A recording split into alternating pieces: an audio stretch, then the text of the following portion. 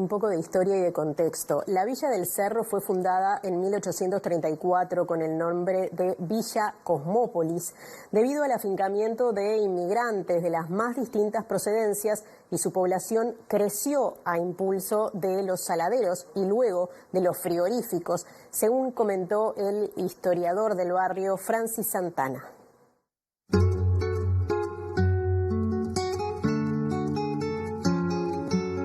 Primeramente le pertenece a la corona española, son terrenos fiscales, justamente para las caballadas del rey.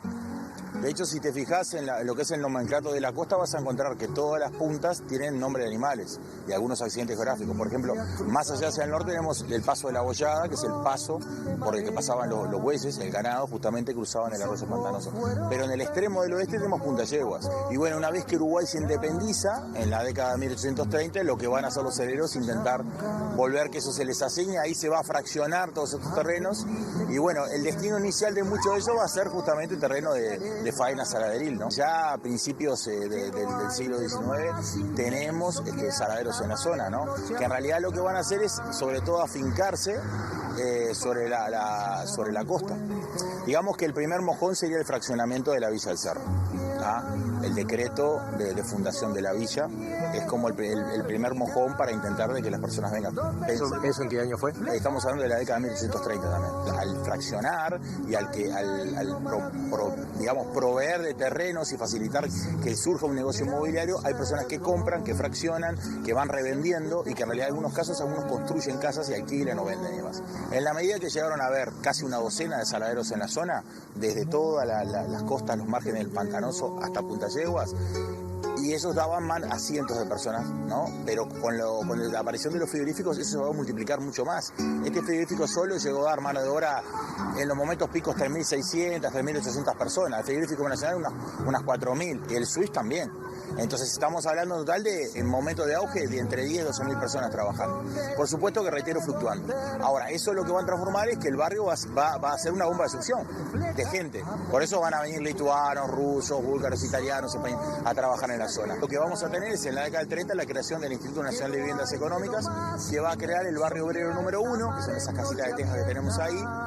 Que en esta zona van a tener bastante presencia, porque en realidad va a estar el barrio obrero número 2 en Casabó, está el barrio obrero número 8 en Civil y San Fuentes, y esos son las primeras apariciones de esta política de vivienda en una barriada que estaba muy necesitada de vivienda en la década del 30, el 40, el 50, y eso por supuesto que va a continuar. Dicen que te espera un cerro, dicen que te espera un cerro. Por supuesto que va a continuar, dijo Santana al final del tape que recién vimos con respecto a las políticas de vivienda que se desarrollaron en esa zona de Montevideo. Bueno, repasó en diálogo con nuestro compañero Martín Duarte también las políticas en la materia que hubo en las décadas más recientes, en el Cerro Norte en particular, entre las que mencionó al conjunto de viviendas impulsadas a través de un decreto del expresidente Jorge Pacheco Areco, orientadas a la erradicación de los denominados cantegriles.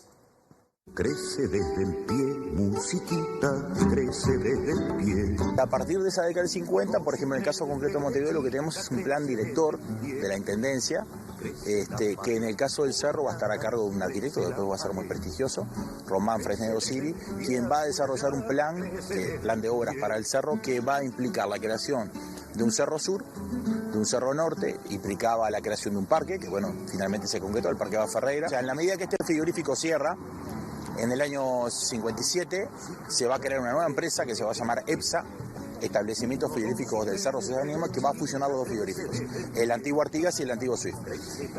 La Intendencia le va a comprar a EPSA, a la firma EPSA, le va a comprar este terreno para hacer viviendas. En torno a 1966 se hace el primer Cerro Norte de vivienda. Crece la pared, orinadas, crece la pared. De la mano del gobierno de Jorge Pacheco Areco, el problema de los cantegriles ya era un problema que era tremendamente visible.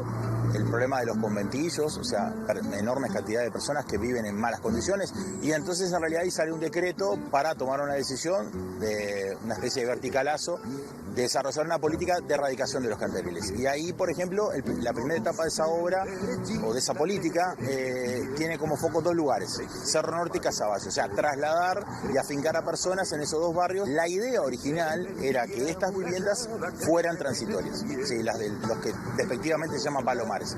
Son viviendas diferentes, o sea, mucho más limitado el espacio, no hay espacio común, no hay plaza, no hay parque, los espacios, digamos, entre viviendas están muy restringidos, no hay calles sino pasajes en algunos casos, y esas viviendas se van a hacer a lo largo de una década, o sea, entre 1972 aproximadamente y 1961. Lo que tenés en el Cerro Norte es un mosaico. Tenemos algunos tipos de viviendas que en realidad daban y dan condiciones de vida muy dignas a las personas.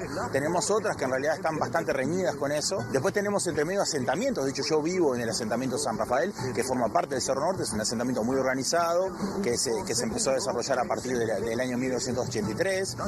Y después tenemos zonas que se fueron construyendo y ocupando de diferentes maneras. Entonces el Cerro Norte ha tenido eso. Pero lo que siempre se ha mantenido es, durante largo tiempo, es una ausencia del Estado. Crece desde el pie, la fogata crece desde el pie.